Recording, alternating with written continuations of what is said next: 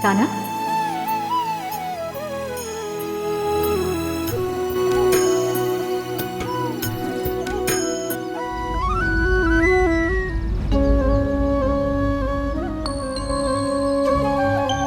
ये क्या राधे?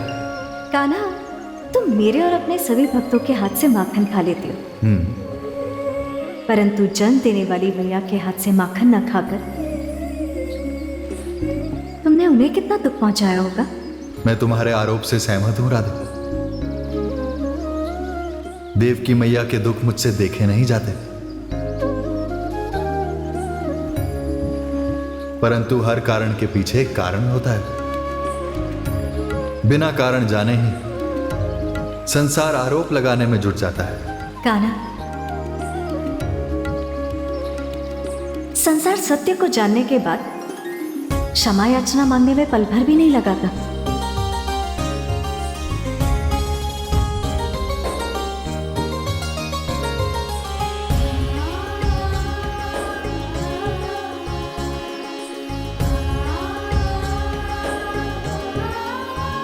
स्वादिष्ट राधे, इस माखन में तो तुम्हारे प्रेम की मिठास भी घुली है राधे।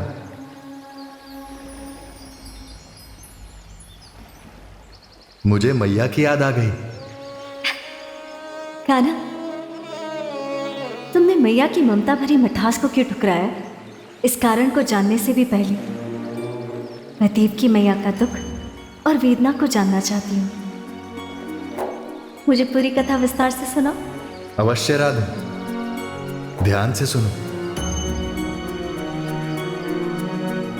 इस कथा का आरंभ उस दिन से होता है जब मैं अपने मामा कंस का वध करने के बाद अपने भाई दाऊ के साथ अपने माता पिता को मिलने कारावास की ओर बढ़ रहा था।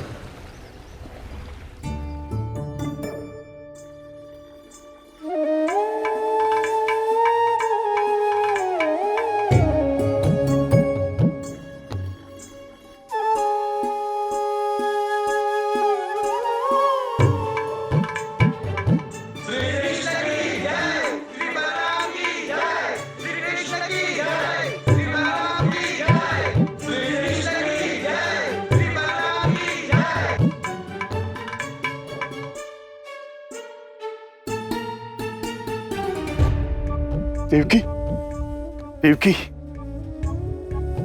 देवकी, वातावरण में श्री कृष्ण और बलराम के जय जयकार की गूंज उठ रही है। आभास हो रहा है कंस के अत्याचार और अन्याय का अब अंत हुआ है।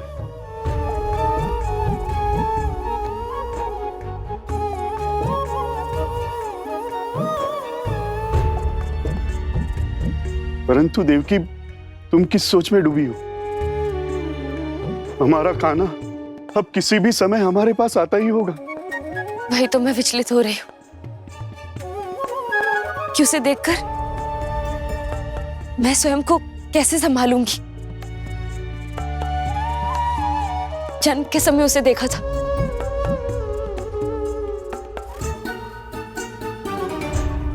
पता नहीं मेरी ममता अब उसे मैया,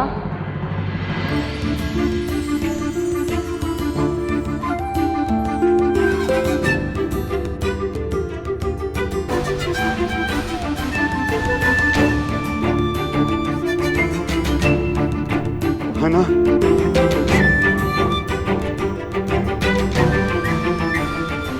देवकी, कान्हा आ गया। कान्हा,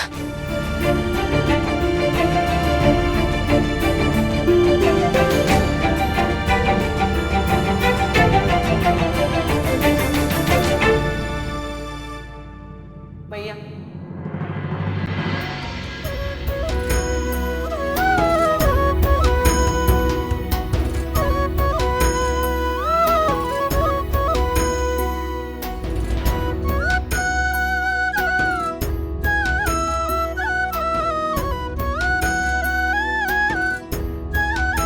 देवकी, दुख और कष्टों का अब अंत हुआ।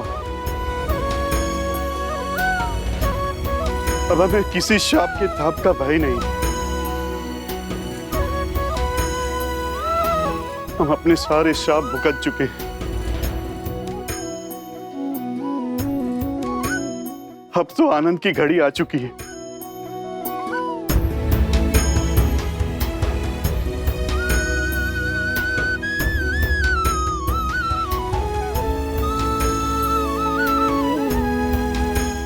शाप का ताप?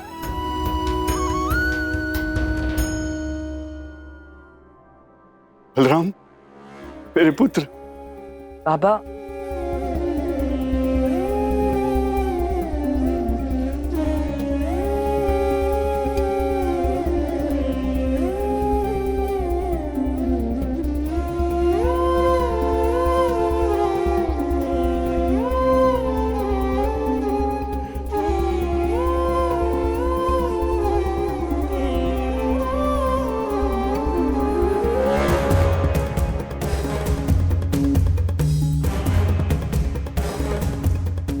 आप किस शाप की बात कर रहे थे बाबा? बलराम मेरे पुत्र, हम अपने अपने शाप ही तो भुगत रहे थे। देव और वरुण देव ने मुझे श्राप दिया था। मैं तुम्हें श्राप देता हूं। कश्यप, तुम्हें वरुण देव की गौ माताओं से लोभ हो गया है। अगले जन्म में तुम गोपालक हो जाओगे और तुम्हारे साथ तुम्हारी पत्नियां भी दारुण कष्ट भोगेंगी।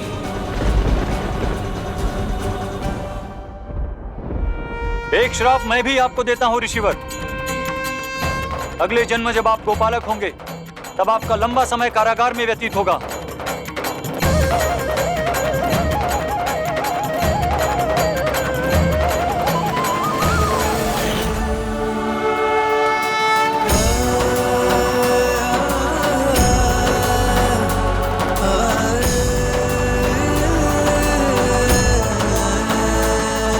और ठीक इसी समान तुम्हारी मैया को उसकी बड़ी बहन दित्ती ने श्राप दिया था। कुल को कलंकित करने वाली पापिनी, तू भी मेरे श्राप से नहीं बच सकती। जिस प्रकार तूने अपने पुत्र द्वारा मेरे गर्भस्थ शिशु की दुर्दशा की है,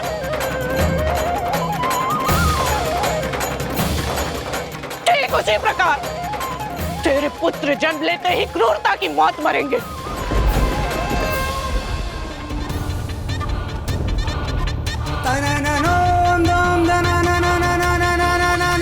तू पुत्र शोक में तड़पती हुई अपने दुष्कर्मों का दंड भोगने हेतु कारावास में दारुण कष्ट भोगेगी।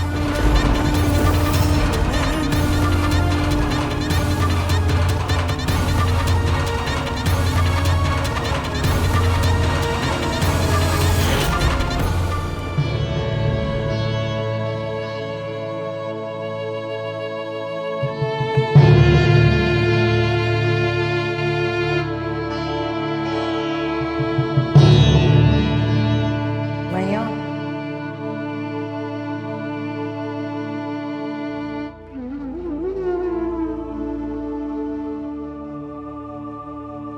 मैया, अब आपका कान्हा आ गया है। अब आपको किसी भी बात का कोई भय नहीं रहेगा। मैं किसी भय के कारण नहीं रो रही हूँ। ये तो उस महामिलन के आंसू हैं जो मैंने कितने वर्षों से तुम दोनों के मिलने की आस में मैंने अपनी आंखों में रोक रखे थे।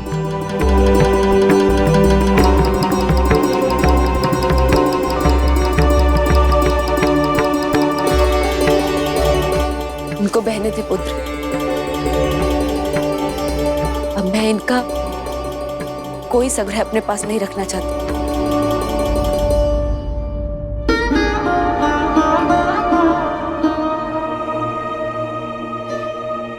एक विनती है तुम दोनों से।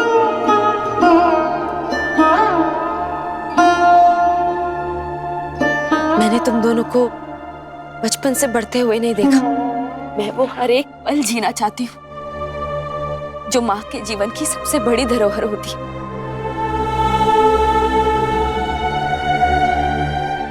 जानते हो, पर मुझे भागित को